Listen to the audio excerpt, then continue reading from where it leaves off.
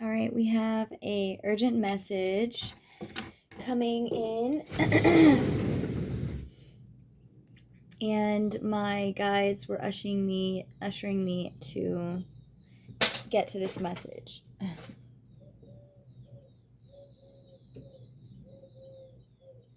So, let's get into it.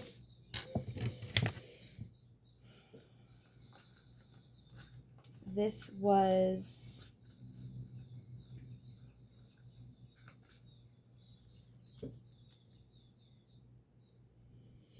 I think we're going to use the Nature Spirits Tarot because I'm getting a lot of messages right now from that, from the Nature Spirits right now. I was sitting out back cleansing the cards from my last reading, and I noticed a pigeon fly up and was staring at me, and then immediately after that another bird flew by, and then I think the train started going out, a train started passing by, so I was like, okay. And then as I was coming up the stairs, it was like a fucking train horn started going off, so I was like, all right, that's an urgent message. So, and I've been wanting to use this deck, and especially during the day. We've been focusing a lot on the Moon Garden Tarot, or at least I have been focusing a lot on the Moon Garden Tarot. And I guess you could say I started the day with reflections from last night's, from the moon and the energy that's been going on. And as we sleep, so like the lunar realms, the dream realms, the astral planes. So, but I've been being called as well to, I wanted to put this in that freaking box. Okay. Anyways, I've been being called to use this deck and during the day with the sunlight. And so that's what I'm doing. That's what I'm doing.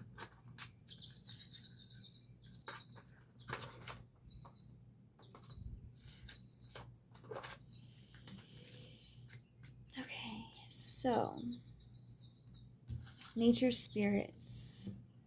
There is a message that they are trying to get me to share. And my ears have been ringing for the right ear, the left ear, the right ear again just a minute ago. So it's like there's definitely there's definitely a message here for us all. Thank you, Spirit. Thank you, Spirit Guides, Archangel Michael, Archangels, Ascended Masters, higher dimensional light beings that work for the divine, higher realms and higher light beings of higher dimensional consciousness, Christ consciousness, and the elementals, the fairies, the nature spirits, Mother Earth, the sun, the moon, and our higher selves into this reading to share the message that they would like to share with us. All right, let's go. 44 on the clock, 4:04 on the clock. So the Ascended Masters, I'm positive I mentioned them, so they are here.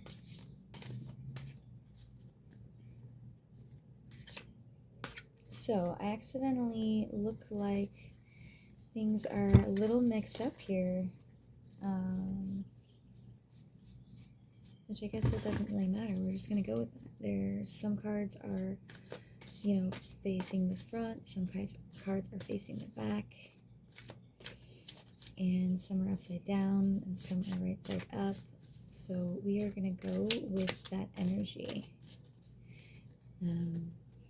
That's what I find is the idea in tarot,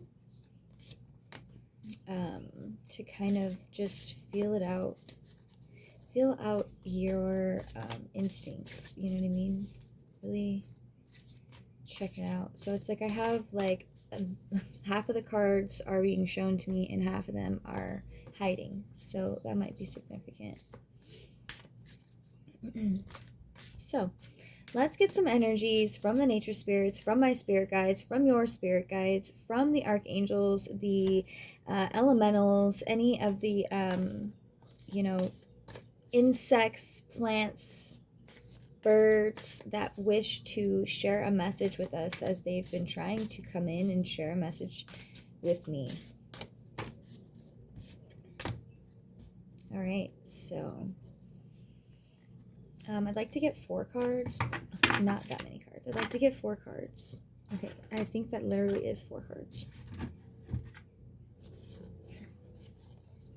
So we're gonna go with this. This is what we're gonna go with.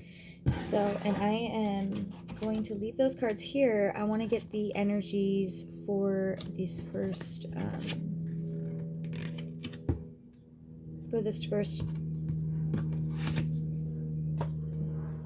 this reading. Just this is how I just want to start with first for the, you know, start with the what's the fucking word I'm looking for? Start with the first, like, step by step, okay? Step by step, day by I don't know why. All right, lightening up the energy. Okay, so lightening up the energy. So this is how the card came out to me. I'm testing out a new way because I'm charging my phone right now. So this is how the card came out in reverse. But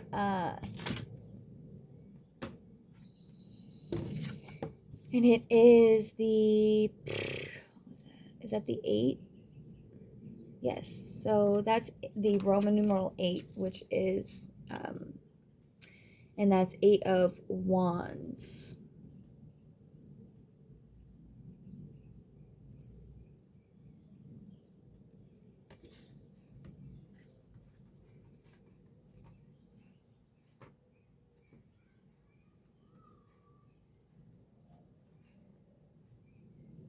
All right, so I really like this deck because it really doesn't matter how the cards come out, and that's what I really like, because here on my channel, I try to focus on ways to move through the darkness, and a lot of times the things that are focused or pointed out in reversals can sometimes put people in a reversal. Like a Uno's. We want to Uno skip the reversal. All right, so we have the 8 of... Okay. Bear with me as I situate myself. Let me clear my throat. Let me clear my throat. All right. All right, 8 of Wands. And the wands in this deck are represented by this crystal and this lavender.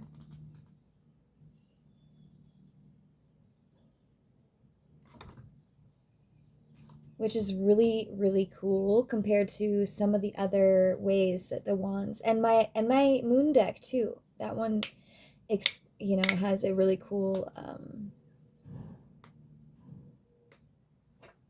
they represent, the wands in that deck is the staffs. So very magical energies, very magical. And not only that, it's an amethyst point. And that looks like some sort of thistle, or I guess it's called a field horsetail. So many of the plants and flowers presented in this deck are described as old, but horsetail takes the prize.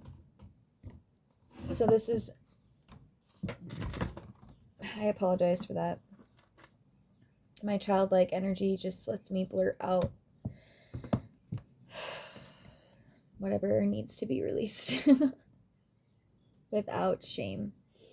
So, okay, back to this. So it represents a family of plants that began life on Earth 400 million years ago, before the emergence of flowering plants. Horsetails were giants thriving in the prehistoric world. So like I said, very ancient energies. 400 years, 400 million years ago, $400 trillion. You know what I mean? Like that's 400 million years ago. This is giving me also, Lemuria. That was a civilization that was thriving at this time. So what's funny is it says, before the emergence of flowering plants, horsetails were giants thriving in the prehistoric world. They are often referred to as living fossils. Shit. That's amazing.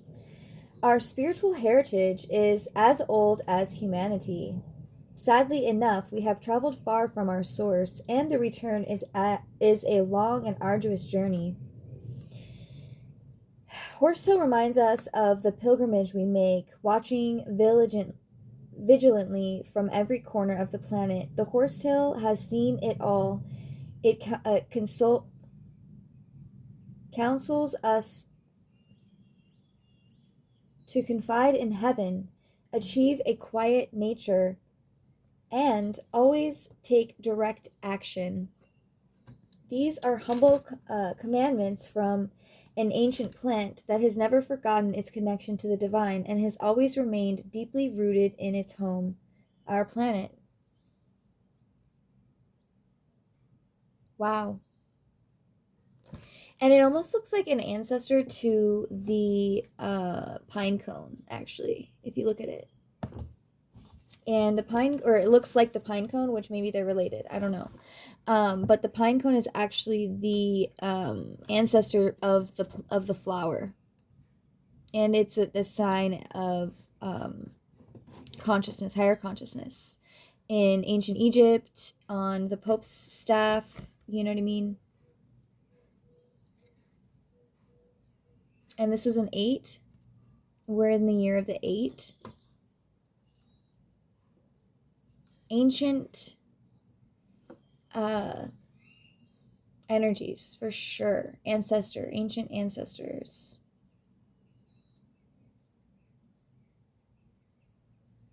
Sacred ancestors. And the ladybugs. There's ladybugs on every single one of them. And I have seen a ladybug recently, and also I think she's laid some eggs or something in one of my bushes, because I had a larva, before they transform into a ladybug, or a lady, what do they call them, ladybirds, in some places. The lavender wands figure prominently in the 8 of Wands. As a matter of fact, there are no other characters, just the grouping of 8 parallel wands. So, among the other energies that are going on with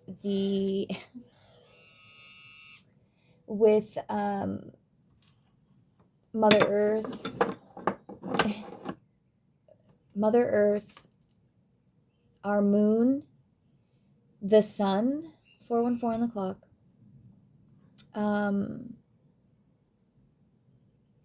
the alignment and the alignments with the other planets at this time,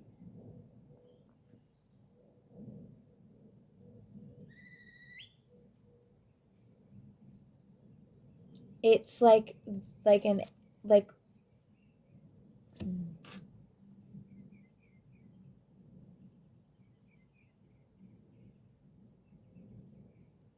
very magnetic. I'm hearing there's a lot of serious alignments, conjunctions, trines,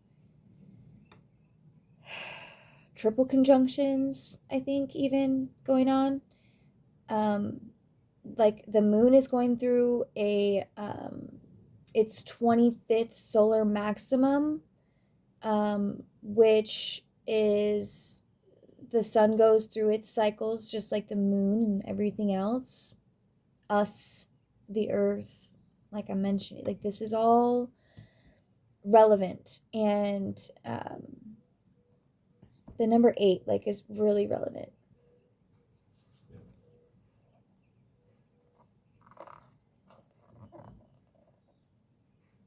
As a matter of fact, there are no other characters, just a grouping of 8 parallel wands. This is a great movement of lavender. The symbolic meanings already presented in the Ace of Wands will be reviewed, emphasizing the meanings significant for this card. And I was actually going to start with that. So that was a moment where I didn't follow my intuition. So we'll go to that in just a moment. Lavender has so many wonderful meanings. Studying the card, or perhaps a field of lavender, remember that this plant represents joy, love, protection, devotion, and purification. It is a cleansing plant, and it is very soothing and renewing. Given the opportunity, we may see lavender plants flowing with the movement of the wind. We may watch the bees as they are drawn to it, and as they participate in the dance of pollination. These scenes speak of the energy of the 8 of Wands, which suggests that we return to the source, watch life flow, and give ourselves some time to be renewed and refreshed. So I find that super significant right now. We're in this eclipse canal. This current of energy is surging between these two celestial events, and time is not linear, so we are being presented with an opportunity to go with the flow, let our emotions flow, let them purge, so that we can be aligned better with our highest timelines. If that's something you are seeking, which I believe it is, even if it doesn't feel like for you it's conscious, innately you are being drawn to my video for a reason. My intention is to connect with like-minded and soul-aligned individuals who are seeking the higher meaning of life through means of ancient techniques, teachings, and, as they say, like original teachings of this planet. The 8 wands in the card are aligned and pointing downward. Downward movement indicates energies coming from the divine and moving toward their establishment in the earthly realm. Like I said, there are massive things happening right now, all in the cosmos. Times, like so many things. It's so many divine things that are aligning right now.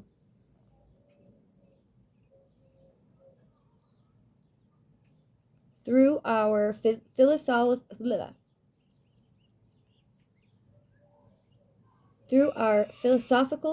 religious, and spiritual work, we are now experiencing this shift more frequently. The downward alignment also indicates a need to stop for a refreshing pause, meditate, reflect, delve into the silence, and allow these forces time to integrate within us before beginning new activities or resuming old ones. So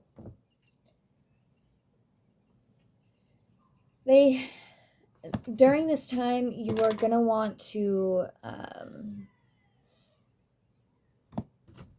let me just go into that. So we're moving into a solar eclipse, and let me just keep the energy of that card out so that I don't lose sight of it.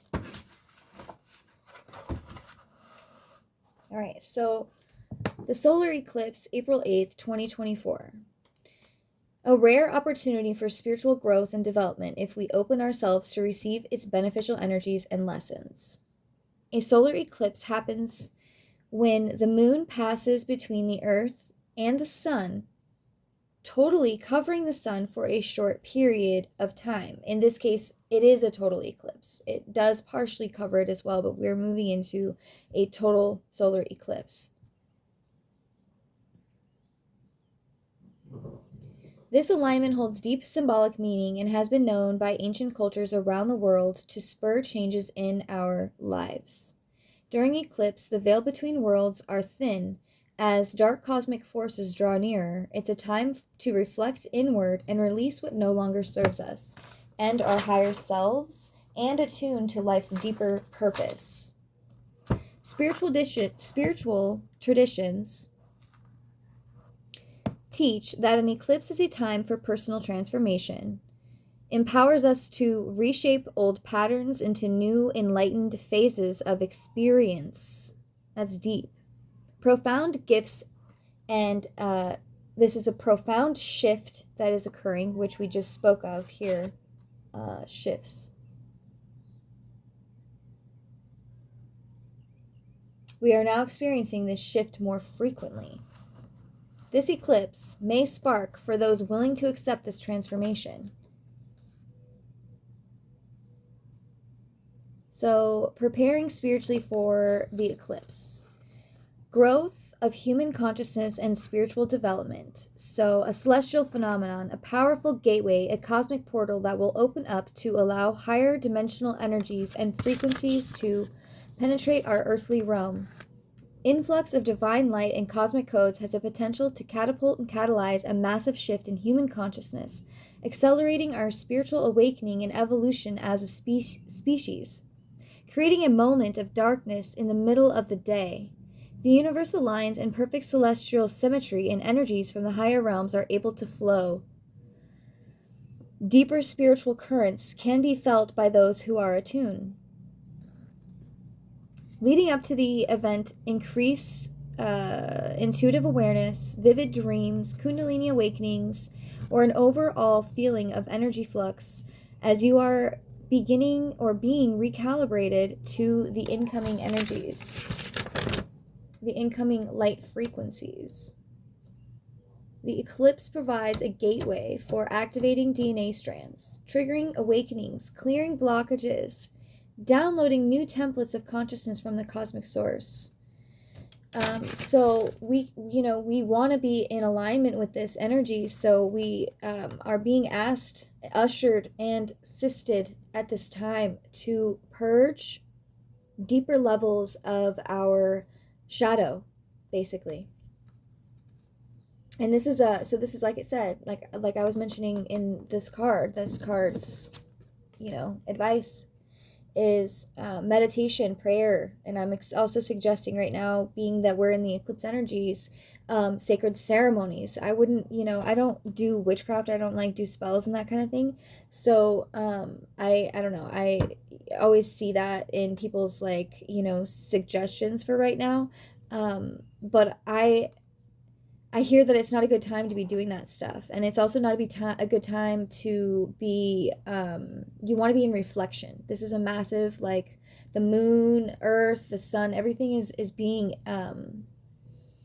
is working in connection to each other to help us all purge and release the things that are being brought into the shadow, from the shadows into the light. So take this time and, pour into your chalice. So by stilling the mind and opening the heart.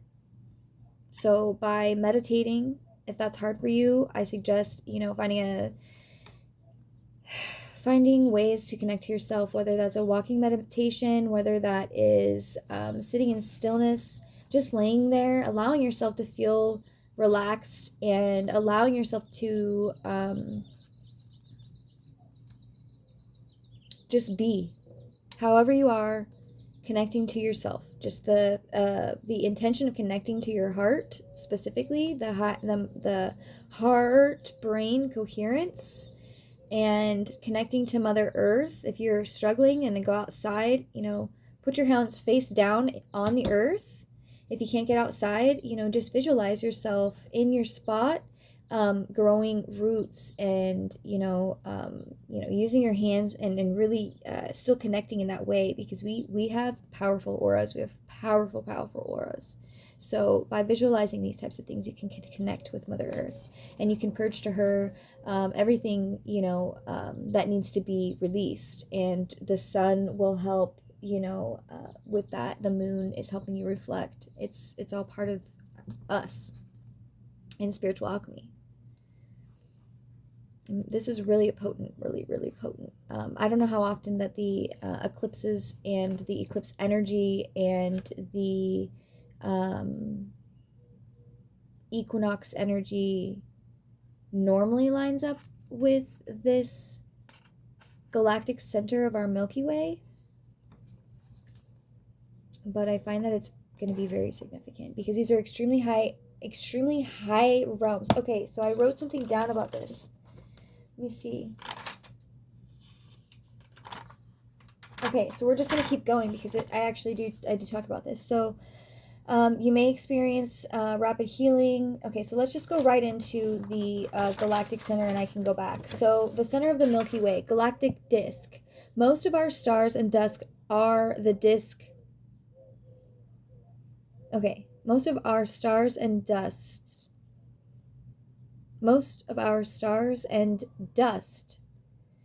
Okay, it says the disk has a spiral shape with 4 major arms that extend from the center of the outskirts of the galaxy. A thickness of 100,000 light years. Split into 2 sections, there's a thin disk and a thin disk. Like, it sounds like polarities, or oppositions.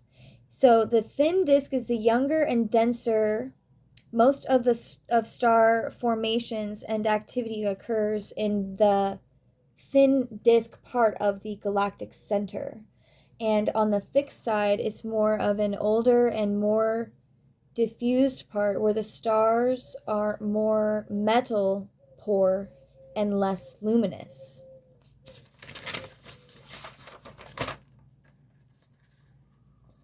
So the galactic center holds the history and the evolution of the galaxy. That is fucking large, dude. That is really big. That's a really big deal, because what I'm getting from that right now, so it's like literally the building blocks of the galaxy, supermassive black hole. So that's also where there's a supermassive black hole, millions of billions of that of our sun, surrounded by dust and gas. The accretion disk. I also wrote down radio X-rays, and wind is variable. DNA awakenings, dimension shift. Okay, so what I'm channeling right now is more like, so this is energies of the origins of our whole galaxy that we're lining up with right now, coming up in April 8th.